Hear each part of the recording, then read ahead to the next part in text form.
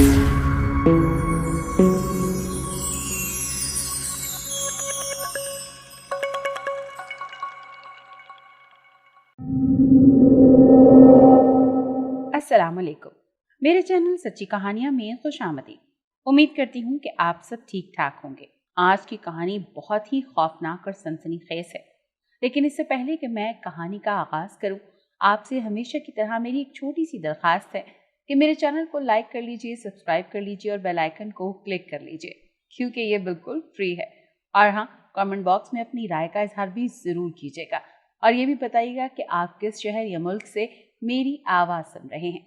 तो चले शुरू करते हैं आज की खौफनाक कहानी। सायरा, बेटा आप उठ भी जाओ, सुबह के 11 बज रहे हैं। आज कॉलेज भी नहीं गई और उठने का नाम ही नहीं ले रही। मेरी अम्मी मुझे काफ़ी देर से जगा रही थी। जब अम्मी आवाज़ देते हुए आती तो मैं उठ जाती और उनके जाने के बाद दोबारा सो जाती। फिर ऐसा हुआ कि अम्मी की आवाज़ों से तंग आकर आखिरकार मैं उठ ही गई। मुंह धोया, कपड़े चेंज किए और आकर टीवी के सामने बैठ गई। अम्मी मुझे गुस्से से घूर रही थी। मैंने अम्मी की तरफ बहुत प्यार से देखा और कहा, मामा, मेरा कॉलेज जाने को बिल्कुल दिल नहीं करता, प्लीज़। मैं बचपन से ही भरपूर लाड प्यार में पली बड़ी थी। मेरे वालिदैन बहुत ही अमीर कबीर थे। मैं शक्ल सूरत और खूबसूरती में अपनी मिसाल आप थी। मुझे अगर कोई एक बार देख लेता तो दोबारा मुड़कर ज़रूर देखता। अब्बू तो बचपन में ही फौत हो गए थे। सारा बिजनेस मेरी अम्मी और मामू मिलकर संभालते थे। मेरे मामू हमेशा से ही अपनी शादी के खिलाफ थे और अपनी ज़िंदगी अकेले ही गुजारना मुनासिब समझते थे। वैसे मैं काफ़ी बदतमीज़ और ज़िद्दी भी हो गई थी। हमेशा अपने पैसे अपने दोस्तों पर खर्च करती थी। उस रोज़ मैंने नाश्ता किया और अपनी दोस्त मंजिल से फ़ोन पर बात करने लगी और फिर फ़ोन पर बात करते करते जब बोर होने लगी तो मैंने फ़ोन क्रेडो पर पटक दिया और अपने कमरे में चली गई। मेरी अम्मी मेरी इन हरकतों से तंग आ चुकी थी। अम्मी अक्सर मेरी वजह से कुछ लेट ही ऑफिस जाती थी, लेकिन आज वो कुछ ज़्यादा ही लेट हो चुकी थी, सिर्फ मेरी वजह से। फिर जैसे ही मुझे पता चला कि अम्मी ऑफिस चली गई हैं तो मैं बहुत खुश हुई और मैंने घर में अपने तमाम फ्रेंड्स को बुला लिया। गानों पर डांस किया, हल्ला गुल्ला किया, यहाँ तक कि शाम के 6 बज गए और अपनी मस्ती में मैं गुम रही। अचानक बाहर दरवाजे की बेल बजी तो सब एकदम से चौंक गए, लेकिन मैं टस से मस न हुई, बल्कि अपनी ही धुन में मगन गानों को सुन रही थी। सलामू, जो कि हमारे घर में नौकर था, उसने दरवाज़ा खोला और ज़ोर से बुलंद आवाज़ में कहा, बड़ी मालकन आप? हाँ मैं। क्यों, अपने घर में नहीं आ सकती क्या? अम्मी गुस्से से बोली। और अचानक जब मैंने अम्मी की आवाज़ सुनी तो दोस्तों को जाने का इशारा किया। दोस्तों के बाहर जाते ही अम्मी ने मेरी तरफ देखा तो मैं अपने बालों पर हाथ फेरते हुए बोली, मामा सॉरी, वो असल में मैं बोर हो रही थी, इसीलिए दोस्तों को घर पर बुला लिया। मामा ने हमेशा की तरह इट्स ओके कहते हुए अपने गले से लगा लिया। खैर, हम दोनों माँ बेटी ने रात का खाना एक साथ खाया। मैं बेडरूम की तरफ चली गई और बेड पर लेटने के साथ ही आंखें बंद कर ली और यूं नींद की वादियों में खो गई। लेकिन फिर कुछ देर के बाद मुझे वही आवाज़ सुनाई देना शुरू हो गई। वो आवाज़ ठीक रात के 12 बजे मुझको सुनाई देती थी। आज तसलसल के साथ ये चौथा हफ्ता था। मैं बर्क रफ्तारी से बेड से उठी। मैं इस आवाज़ के राज को पा लेने के लिए बेचैन थी और सर तोड़ कोशिशों के बावजूद उसमें कामयाबी हासिल नहीं कर पा रही थी। मैं इसी वजह से टेंशन में रहने लगी थी और कॉलेज भी नहीं जा रही थी। हालांकि मेरा कॉलेज में आज आखिरी साल था, फिर मैंने यूनिवर्सिटी में दाखिल हो जाना था। मैंने हिम्मत का दामन ना छोड़ा। वो आवाज़ किसी के सांसों की थी। मैं इन सांसों की आवाज़ सुनकर अपने कमरे की खिड़की की तरफ बढ़ी, जहाँ से बाहर का नज़ारा साफ तौर पर देखा जा सकता था। मैंने खिड़की के दोनों पट खोल कर देखा। बाहर हर सू चांद की रोशनी फैली थी। आसमान पर 14वीं का चांद पूरी आबोताब के साथ चमक रहा था। मैं चांद की चांदनी में इस कदर खो चुकी थी कि मुझे अपने इर्द गिर्द का होश न रहा और फिर मेरे कदम खुद ब खुद बाहर की तरफ उठने लगे। मैं जब बाहर निकली तो वो मंजर और भी अच्छा लगने लगा। चांदनी में नहाती हुई फिजा, पेड़, बेल बूटे बड़े ही भले लग रहे थे। दरख्त और फूल पत्ते एक नई बहार खिला रहे थे। मैं इन्हीं को देखते देखते काफ़ी दूर निकल आई और फिर अपने करीब एक बड़े से पत्थर पर बैठ गई और यही सोचती रही कि आखिर ये मुझे सांसों की आवाज़ क्यों सुनाई देती है। ये सब क्या है, मेरा वहम है या फिर? ये सोचते हुए मैं डर सी गई, लेकिन फिर भी मैं इन सब से जल्द से जल्द छुटकारा हासिल करना चाहती थी और फिर मैं घर वापस आ गई।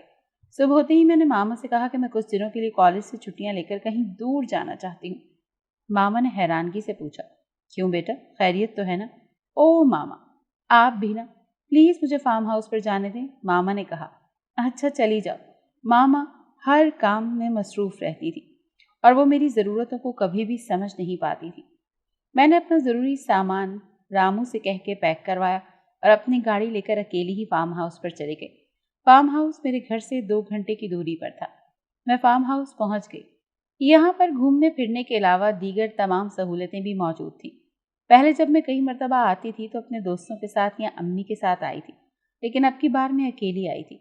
मैंने कमरे में अपना सामान सेट किया, कुछ देर आराम किया और फिर चहलकदमी के लिए निकल पड़ी। अचानक दूर से मैंने सलामू को आते हुए देखा। करीब आ गया तो मैंने पूछा, तुम क्यों आए हो यहाँ? तो वो बोला, छोटी मालकिन, मुझे बड़ी मालकिन ने भेजा है ताकि मैं आपकी देखभाल कर सकूं। अच्छा ठीक है, ज़्यादा बातें ना करो और मुझे अकेला छोड़ दो, जाओ यहाँ से। रात का खाना खाने के बाद मैं अपने कमरे में जाकर लेट गई। अचानक दूर से आती हुई सांसों की आवाज़ें फिर मुझे सुनाई दी, बिल्कुल वैसी ही आवाज़ें जो गुज़िश्ता कई दिनों से रात के सन्नाटे में मेरी समात से टकराकर मेरे दिमाग में हलचल पैदा कर देती थी। मैं फौरन बिस्तर से उठी और खिड़की के पट खोलकर खड़ी हो गई। मेरी निगाह दूर दरख्तों के झुंड की तरफ गई, इसलिए कि वो आवाज़ें उस जानिब से सुनाई दे रही थी। फिर ये हुआ कि वो आवाज़ें रफ्ता रफ्ता मेरे करीब तर होती चली गईं। फार्म हाउस की खामोशी और पुरकैफ फिज़ा, रोमान परवर चांदनी रात में अब वो आवाज़ बहुत ही ज़्यादा सहर अंगेज़ हो गई थी। सायरा तो बहुत बाहिम्मत और बहादुर है। इस आवाज़ को सुनते ही मेरी हिम्मत जवाब दे गई और जिस्म में खौफ की एक सर्द लहर दौड़ गई। दहशत के मारे मेरा दिल ऐसा लग रहा था जैसे बंद हो जाएगा। मुझे ख्याल आया कि ये आवाज़ यकीनन किसी बदरू की है। बचपन में मेरी नानी दरख्तों के नज़दीक जाने और बाल खोलकर दरख्तों के साए में बैठने से मना करती थी। उनका कहना था कि दरख्त पर बदरूहों का साया होता है और बदरूहें इंसान का खून पी लेती हैं। मुझ पर जैसे सत्ता तारी हो चुका था। मेरे कदम डगमगा रहे थे। मैं अपने कमरे में किस तरह पहुंची मुझे नहीं मालूम। मैं बुरी तरह से परेशान थी कि क्या करूं, किसके पास जाऊं। पता नहीं मेरी बात पर कोई एतबार करेगा भी कि नहीं। तरह तरह के ख्यालात मेरे दिल में आ रहे थे और फिर जाने कब मैं नींद की वादियों में गुम हो गई। फिर मुझे नजर आया कि मैं किसी सहरा में मौजूद हूँ। हर तरफ रेत ही रेत है। मुझे कुछ समझ नहीं आ रहा था कि करूँ तो क्या करूँ। मैं थोड़ा आगे बढ़ी। चंद कदम का फासला तय किया कि मेरे सामने एक आलीशान महल नजर आया। हर तरफ रेत ही रेत थी और ऐसे में आलीशान महल जिसे देखकर मैं हैरान रह गई। इर्द गिर्द किसी जीरू का नामो निशान नहीं था। महल के सदर दरवाजे के करीब खड़े होकर दीदे फाड़े में देखती जा रही थी कि क्या करूं। मैंने जैसे ही दरवाजे को छुआ तो एकदम से मुझे होश आ गया और मैं हड़बड़ाकर बेदार हो गई। मैं अपने बिस्तर पर पसीने में मुकम्मल तौर पर शराबूर थी। मेरी मतलाशी निगाहें कमरे में चारों तरफ फिरने लगी, मगर कुछ भी तो नहीं था। ओह खुदाया, इतना अजीब व गरीब ख्वाब। मैं उठी और किचन में जाकर एक ही सांस में पानी के 2 ग्लास गटका गई और दोबारा से बिस्तर पर दराज हो गई। घड़ी की तरफ निगाह उठाई तो रात के 2:30 बज रहे थे। अब नींद मुझसे कोसों दूर जा चुकी थी, मगर फिर भी मैं सोने की कोशिश कर रही थी, जिसमें नाकाम रही। आज रात सांसों की आवाज़, घुंघरुओं की आवाज़ नहीं आई। ये ख्वाब फर्जी था या फिर मेरा दिमाग बुरी तरह से चकरा रहा था कि ये सब क्या है। बहरहाल सुबह तकरीबन 10:30 बजे के करीब सलामों के जगाने पर मैं बेदार हुई। नाश्ता किया। रात वाला ख्वाब अभी तक मेरे जहन पर मुसल्लत था। मैं दूसरे कमरे में गई और अपनी बेस्ट फ्रेंड मंजिल को कॉल करके फार्म हाउस पर बुला लिया ताकि इकट्ठे कहीं घूमने के लिए जा सकें। सायरा कैसी हो? और फिर आज किधर का प्लान है? शॉपिंग के लिए चले? उसने पूछा। नहीं, क्योंकि मेरा दिल बहुत परेशान है। मैंने उदासी और परेशानी के मिले जुले तासुरात में अपनी दोस्त को जवाब दिया। मंजिल ने जवाबन मुस्कुराकर कहा, क्यों भाई, क्या हुआ मेरी जान? मैं तुम्हारी जान और अजीज दोस्त हूँ। मुझसे कुछ छुपाने की कोशिश न करो, खुलकर बताओ कि माजरा क्या है। तो मैंने उसे सारा वाकया मिनोअन सुना दिया। वो बहुत हैरान हुई। शायद मैं उससे मजाक कर रही हूँ, लेकिन जब मैंने उसे मुकम्मल तौर पर यकीन दिलाया कि ये सब सच है तो उसके चेहरे पर भी परेशानी दिखाई देने लगी। मैंने कहा, प्लीज़ आज रात मेरे पास ही रुक जाओ, मुझे बहुत डर लग रहा है। वो मान गई। घर कॉल करके बता दिया। आज रात मेरे पास फार्म हाउस पर ही है। ہم دونوں کمرے سے باہر نکل کر ادھر ادھر چہل قدمی کرنے لگے۔ چلتے چلتے ہم فارم ہاؤس کے آخری سرے تک پہنچے تو میری نظر اس کمرے کی طرف اٹھ گئی جو پاپا کا تھا۔ پاپا جب فارم ہاؤس آتے تھے تو اپنا زیادہ تر ٹائم اس کمرے میں گزارتے تھے۔ وہ کمرہ الگ تھلگ تمام کمروں سے کافی فاصلے پر تھا، اور جب کبھی میں اس کمرے میں جاتی تو پاپا مجھے منع کرتے تھے۔ اس وقت میں چھوٹی تھی، لیکن اب پاپا کو اس دنیا سے گئے ہوئے بھی کئی سال ہو چکے تھے۔ کمرے کا تالا بہت پرانا اور بوسیدہ تھا، اور ماما جب بھی یہاں آتی تو فارم ہاؤس کے اس حصے کی طرف مجھے جانے نہیں دیتی تھی۔ میں نے منزل سے کہا، یہ کمرہ میرے پاپا کا تھا، اور حیرت کی بات یہ ہے کہ آج تک میں اس کمرے میں نہیں گئی۔ چلو آج اسے دیکھتے ہیں۔ میں نے سلامو کو آواز دی، ذرا ادھر آؤ۔ سلامو دوڑتے ہوئے آیا۔ سلامو ذرا اس کمرے کے تالے کی چابی تو لے آؤ، میں نے کہا تو اس کے چہرے پر پریشانی کے آثار نمایاں ہوئے۔ بی بی جی، اس کمرے کی چابی تو بڑی مالکن کے پاس ہے۔ بڑی مالکن کے پاس؟ کیوں؟ باقی چابیاں تو میرے پاس ہیں، صرف اس کمرے کی چابی ہی ماما کے پاس۔ کیا بات ہوئی بلا؟ ماما نے صرف اس کمرے کی چابی کو اپنے پاس کیوں رکھا ہے؟ سلامو، اس تالے کو توڑ دو، مجھے کمرے کے اندر جانا ہے، اور ویسے بھی ہم دونوں کل صبح یہاں سے روانہ ہو جائیں گے، میں نے کہا۔ سلامو نے سر جھکا کر کہا، جو حکم چھوٹی مالکن، اور پھر آگے بڑھ کر دروازہ کھولنے کی کوشش میں تالا توڑ دیا۔ ایسا لگ رہا تھا جیسے کہ پاپا کے جانے کے بعد دوبارہ اس کمرے میں نہ کوئی آیا اور نہ ہی کبھی اس کمرے کی صفائی کی گئی ہے۔ میں یہ دیکھ کر حیران رہ گئی کہ پاپا کو پرانی چیزوں اور عجائبات سے کتنا لگاؤ تھا، مگر اتنا جنون کی حد تک لگاؤ یہ میں نہیں جانتی تھی۔ ہر طرف مختلف تاریخی کتابیں اور کمرے کی ایک طرف بہت سارے نوادرات پڑے ہوئے تھے۔ جب میرا رخ بائیں جانب کے کونے کی طرف ہوا تو میں چونک گئی۔ بائیں کونے میں ایک عجیب و غریب تابوت پڑا ہوا تھا، جس پر نہ جانے کس زبان میں الفاظ تحریر تھے جو کہ میری سمجھ سے بالاتر تھے۔ خیر، میں نے کتابوں کو الٹا پلٹا، جن میں پاپا کی ڈائری بھی تھی۔ ڈائری ہمیشہ وہ اپنے پاس رکھتے تھے۔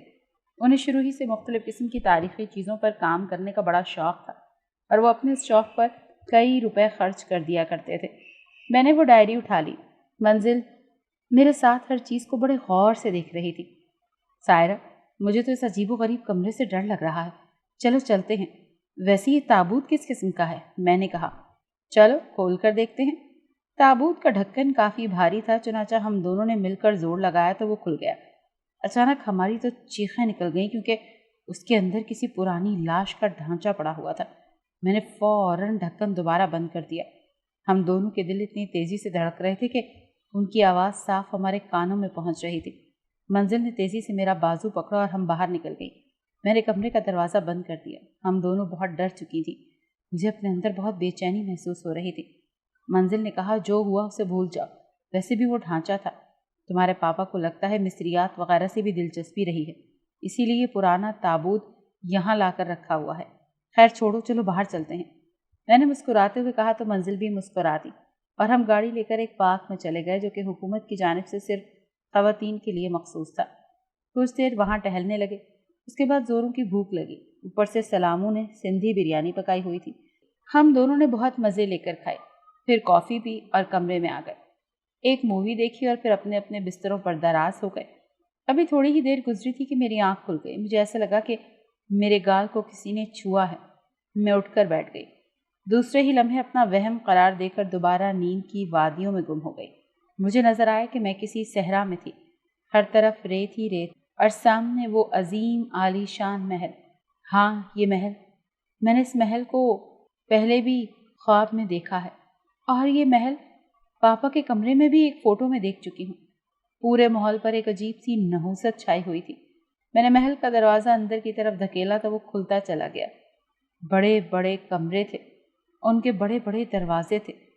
عجیب ہی فضا معلوم ہو رہی تھی۔ اچانک میں نے اپنے عقب میں دروازہ کھلنے کی آواز سنی تو میں اچھل پڑی۔ مڑ کر دیکھا تو کچھ نظر نہیں آیا۔ میں حیرانی سے ادھر ادھر دیکھنے لگی۔ پھر اچانک میرے منہ سے ایک وحشت زدہ سی آواز نکلی، ہاں، سب کچھ ختم ہے۔ مندر، مینار، راج محل، آدمی، عورتیں، دیوتا سب مٹ گئے۔ دیکھو کیسی ویرانی ہے چاروں طرف، سب خاک میں مل گئے، کسی کا نام و نشان تک نہیں۔ اچانک مجھے یوں لگا جیسے میرے سامنے کوئی آیا ہو، اور پھر میں حیرانی سے اسے دیکھتی رہ گئی۔ وہ میں خود ہی تھی، لیکن لباس مختلف تھا۔ ہاں، البتہ اس کی نظریں مجھ پر جمی ہوئی تھی۔ اس نے کہا، اوہ، تم نہیں، میں ہوں، سمجھی؟ تم نہیں، میں ہوں، صرف میں، اور میں نہیں، تم ہو۔ میری بات غور سے سنو، تمہیں آنا ہے، تمہیں وہاں آنا ہے جہاں میں ہوں، میں تم سے ملوں گی۔ خوف سے میرے پورے بدن میں کپ کپی دوڑ گئی، میں جیسے ہوش میں آ گئی تھی اور میں ہڑبڑا کر اٹھ بیٹھی۔ میں اپنے بستر پر تھی، ادھر دیکھا تو اپنے بستر پر منزل خواب خرگوش کے مزے لے رہی تھی۔ میں گھبرا گئی، کمرے سے باہر آ گئی، یہ سب کیا ہو رہا ہے؟ بہت دیر تک میں ادھر ادھر گھومتی رہی، پھر اپنے بستر پر آ گئی، لیکن مجھ پر خوف طاری ہو چکا تھا۔ صبح معمول کے مطابق اٹھی، کوئی خاص بات نہیں تھی، لیکن میرے وجود میں کوئی انوکھی بات سرایت کر گئی تھی۔ میں نے رات والی بات منزل کو بتائی تو اس نے میرا مذاق اڑایا اور کہا، ساحرہ، تم تو خوابوں کے شکنجے میں جکڑ چکی ہو، یہ سب تمہارا وہم ہے۔ کل ہم نے تمہارے بابا کے کمرے میں جو کچھ دیکھا اسی کا خوف ہے تمہیں۔ نہیں منزل، کچھ تو ہے، تم میرے ساتھ دوبارہ بابا کے کمرے کی طرف چلو، پلیز، انکار مت کرنا۔ اوکے بابا، چلو چلتے ہیں، اور ہاں، اب کی بار بالکل بھی نہیں ڈریں گے۔ ویسے بھی پتہ نہیں وہ ڈھانچہ کتنے 100 سال پرانا ہے، لیکن مجھے تو لگتا ہے ہزاروں سال پرانا ہے۔ تمہیں کیسے پتا؟ میں نے منزل سے پوچھا۔ ارے بھائی، تم نے وہ تابوت نہیں دیکھا؟ اس پر لکھی ہوئی وہ عبارت نہیں پڑھی؟ ایسا لگتا ہے جیسے پتہ نہیں کتنی صدیوں پرانی ہے۔ میں نے تو آج تک ایسی لکڑی کا تابوت نہیں دیکھا۔ ہم کمرے کے سامنے پہنچ چکے تھے، پھر آگے بڑھ کر میں نے دروازہ کھولا، اندر داخل ہوئے۔ ہم دونوں نے تابوت کے پاس جا کر اس کا ڈھکن کھول دیا۔ وہی سڑا ہوا ڈھانچہ لٹا ہوا تھا۔ اس بار ہم دونوں بالکل بھی نہیں ڈرے، لیکن اچانک ڈھانچے میں حرکت پیدا ہوئی اور اس کی آنکھیں روشن ہو گئی۔ آنکھوں سے نکلتی ہوئی روشنی سیدھی میرے ماتھے پر پڑ رہی تھی۔ منزل نے جیسے ہی یہ منظر دیکھا تو فوراً تابوت کا ڈھکن بند کر دیا اور بولی، سائرہ، یہ کیا ہوا؟ کیا ڈھانچہ زندہ ہو گیا؟ لیکن میرا ذہن تاریکیوں میں ڈوبنے لگا۔ منزل مجھے سنبھالنے لگی اور میں اس کی باہوں میں جھول گئی۔ اس بار پھر میں اس دنیا میں موجود تھی جہاں محل تھا، عجیب و غریب قسم کے لوگ گھوم رہے تھے جن کے لباس بہت مختلف تھے۔ وہ سب ایک بڑے کمرے میں داخل ہو رہے تھے۔ کمرے میں بیش بہا قیمتی ہیروں اور نگینوں سے سجاوٹیں کی گئی تھی۔ سامنے ایک بہت عالیشان تخت تھا جس پر مضبوط قد و قامت کا ایک نوجوان بیٹھا تھا۔ اس کے سر پر قیمتی ہیروں سے تاج مزین تھا۔ تمام لوگ اسے سجدہ کر رہے تھے اور بآواز بلند کہہ رہے تھے، فرعون، سورج اور چاند کا ہمارا خدا ہے، ہمارا خدا مہان ہے۔ پھر اس فرعون نامی نوجوان نے تالی بجائی اور تمام لوگ دائیں بائیں کرسیوں پر بیٹھ گئے۔ ان لوگوں میں بھی موجود تھی۔ بائیں سمت کی سامنے والی نشست پر بیٹھی تھی۔ فرعون کے سامنے 2 کڑیل جوان آئے اور آتے ہی سجدہ کیا، اور ایک نام القلوس اور دوسرے کا قابوس تھا۔ فرعون نے حکم صادر کیا، تم دونوں میں جو جیتے گا وہی تکزینہ سے شادی کرے گا۔ فرعون کی انگلی میری طرف تھی، مگر میرے جذبات القوس سے وابستہ تھے۔ میں القوس سے محبت کرتی تھی۔ دونوں کے درمیان محبت کو پا لینے کی جنگ شروع ہو چکی تھی، اور دیکھتے ہی دیکھتے قابوس نے القوس کو زیر کر دیا اور فرعون کے حکم کے مطابق القوس کی گردن توڑ کر قابوس نے اسے زندگی سے رہائی دلا دی۔ جیسے ہی القوس کی روح قفس عنصری سے پرواز ہوئی، میں تو وہاں زندہ لاش بن چکی تھی، جبکہ فرعون حکم فرما رہا تھا۔ تکزینہ قابوس کی ہوئی۔ قابوس مجھے فاتحانہ اور خون خار نظروں سے گھور رہا تھا۔ میں اسی لمحے بول پڑی، نہیں، میں قابوس سے شادی نہیں کروں گی۔ میری بات سن کر فرعون غصے سے چلا اٹھا، ہر حال میں تمہاری شادی یہیں ہوگی۔ میں فوراً وہاں سے بھاگ کر اوپر کے زینے پر چڑھنے لگی۔ ادھر فرعون نے سپاہیوں کو مجھے پکڑنے کا حکم دیا۔ سپاہی میرے پیچھے آ رہے تھے، لیکن میں سینے پر چڑھ کر اوپر کی منزل کی چھت پر پہنچ گئی اور نیچے چھلانگ لگا دی۔ میرے جسم کی ہڈیاں ٹوٹ گئیں، سر سے خون بہہ رہا تھا اور میں زندگی کی جنگ ہار چکی تھی۔ ایک لمحے کے لیے ریت کا طوفان آیا اور چلا گیا۔ میرے سامنے قابوس موجود تھا، بہت خوبصورت، عالیشان اور قدیم طرز کی عمارت میں، جس کے عین وسط میں سنگ مرمر کا ایک فوارہ اور پانی اگل رہا تھا۔ فوارے کے نیچے ایک حوض تھا جس میں آسمانی رنگ کا شفاف سنگ مرمر تھا۔ حوض کے چاروں کونوں میں فرعون اور قابوس کے مجسمے سجائے گئے تھے۔ وسیع و عریض ہال کے چاروں طرف دیواریں تھیں، اطلسی پردے لگے ہوئے تھے، چاروں طرف سندل کی خوشبو رچی ہوئی تھی۔ بیش قیمت ہیرے کی چمک کچھ ایسی تھی کہ فانوس روشن کرنے کی قطعاً ضرورت نہ تھی۔ مجھے یوں لگا جیسے میں ڈوب رہی ہوں اور جیسے کوئی شدید خطرہ میرے ارد گرد منڈلا رہا ہے۔ قابوس نے مسکراتے ہوئے کہا، حسن کی دیوی تکزینہ، تو ہے نا؟ مجھے نہیں پہچانتی؟ کیا تو نہیں جانتی کہ میں کون ہوں؟ تیرا سچا عاشق قابوس ہوں۔ تیرا ذہن خلاؤں میں بھٹک گیا ہے۔ تو نہیں جانتی کہ مجھ سے کوئی نہیں لڑ سکتا۔ اب تیرے جسم پر میرا قبضہ ہے، سمجھ رہی ہے نا؟ میں بہت عرصے سے یہاں ان کھنڈرات میں جو حقیقت ہے عالی شان محل میں موجود ہوں۔ میں مدفن تھا، صدیاں گزر گئیں، مگر تیرے باپ کی بے وقوفی کی وجہ سے میں باہر آیا، اور اوپر سے وہ مجھے اپنے گھر لے گیا۔ میں نے اس کے خون سے پہلے غسل کر کے یہ شکتی حاصل کی، مگر میرا جسم ابھی بھی مکمل طور پر حاصل نہیں ہوا۔ میں چلنے پھرنے سے قاصر ہوں۔ اگر تو مجھے کسی جوان حسین لڑکی کے خون میں نہلا دے تو میں وہی پہلے والا قابوس بن جاؤں گا، اور پھر ہم دونوں مل کر حکومت کریں گے۔ تیری بے وقوفی کی وجہ سے ہم ایک نہیں ہو پائے، کیونکہ تو نے چھت سے کود کر اپنی جان دے دی تھی، لیکن اب ہمیں کوئی نہیں روک سکتا۔ آخر کار میں نے تجھے حاصل کر ہی لیا۔ میری لاش اس تابوت میں ہے۔ میرے پیار کی قدر کر تکزینہ۔ میں نے تیرا کئی صدیوں تک انتظار کیا ہے، اور اس کے بعد میرا ذہن تاریکیوں میں ڈوبتا چلا گیا۔ جب مجھے ہوش آیا تو میں اپنے بستر پر تھی، پر کمرہ میرا نہیں، کسی اور کا تھا۔ اچانک میرے کانوں میں شفقت بھری آوازیں گھولنے والی ایک آواز آئی، ڈاکٹر صاحب پلیز چیک کیجئے، سائرہ کو ہوش آ گیا ہے۔ یہ آواز میری ماں کی تھی۔ ڈاکٹر نے آتے ہی میرا چیک اپ کیا اور ماما سے مخاطب ہو کر کہا، یہ بالکل ٹھیک ہیں، آپ انہیں گھر لے جائیں۔ پھر اسپتال سے میں ماما کی گاڑی میں بیٹھ کر گھر کی طرف روانہ ہو گئی۔ جب گھر پہنچی تو ماما نے مجھے پیار سے سمجھایا، بیٹا تمہارے پاپا مصریات کے شوق میں اپنی جان سے ہاتھ دھو بیٹھے اور تم ان کی شفقت سے محروم رہ گئیں، اور اب تم میری اجازت کے بغیر اس کمرے کو جو گزشتہ کئی سالوں سے بند ہے کھولنے کا قصد کیوں کیا؟ اگر تمہیں کچھ ہو جاتا۔ ماما نے جملہ ادھورا چھوڑا، مگر کسی حد تک ان کی آنکھوں میں نمی ابھر آئی تھی۔ مجھ سے رہا نہ گیا اور میں ان کے گلے لگ گئی۔ اس کے بعد میرے ساتھ جو کچھ بھی ہوا وہ میں نے لفظ بلفظ منزل اور ماما کو بتا دیا۔ منزل کے چہرے پر پریشانی کے آثار نمایاں تھے، لیکن ماما نے مجھے حوصلہ دیا، مجھے کچھ نہیں ہوگا، بے فکر رہو، بس آپ مجھے ایک آخری موقع دیں، اس بار میں اس شیطان کے ساتھ اپنا بھی ہر حساب بے باک کر دوں گی۔ لیکن بیٹا، ماما کچھ کہتے کہتے رک گئی۔ میں نے منزل کو ذہنی طور پر راضی کر لیا۔ میں اور منزل گاڑی کی طرف بڑھے۔ گیراج سے گاڑی نکالتے وقت میری نظر کونے میں پڑی۔ پیٹرول کے ایک کیبن وہاں پر موجود تھا۔ اکثر ہم گیراج میں تھوڑا بہت پیٹرول رکھتے تھے کہ جانے کب ضرورت پڑ جائے۔ میں نے اس گاڑی میں اسے رکھ لیا۔ فارم ہاؤس پہنچے۔ ہمارا رخ اس کمرے کی جانب تھا جو باقی کمروں سے الگ تھلگ تھا۔ منزل نے کہا، سائرہ تم کیا کرنے جا رہی ہو؟ کچھ بتاؤ تو صحیح۔ اگر وہ شیطان تابوت سے باہر نکل آیا تو؟ منزل بولی، ابھی اس میں اتنی طاقت نہیں ہے، بس تم حوصلہ رکھو، ڈرو نہیں۔ یہ بولتے ہی میں نے کمرے کا دروازہ کھولا، کونے میں پڑے تابوت کے پاس پہنچی۔ تابوت سے ابھی بھی نحوست ٹپک رہی تھی۔ میں نے پیٹرول کا کین الٹا کر دیا اور اس کے بعد لائٹر نکالا اور پھر آگ لگا دی۔ تابوت فوراً آگ پکڑ گیا۔ میں اور منزل کمرے سے فوراً باہر آ گئے۔ رفتہ رفتہ پورا کمرہ آگ کی لپیٹ میں آ گیا۔ ہمارا رخ اب گاڑی کی طرف تھا۔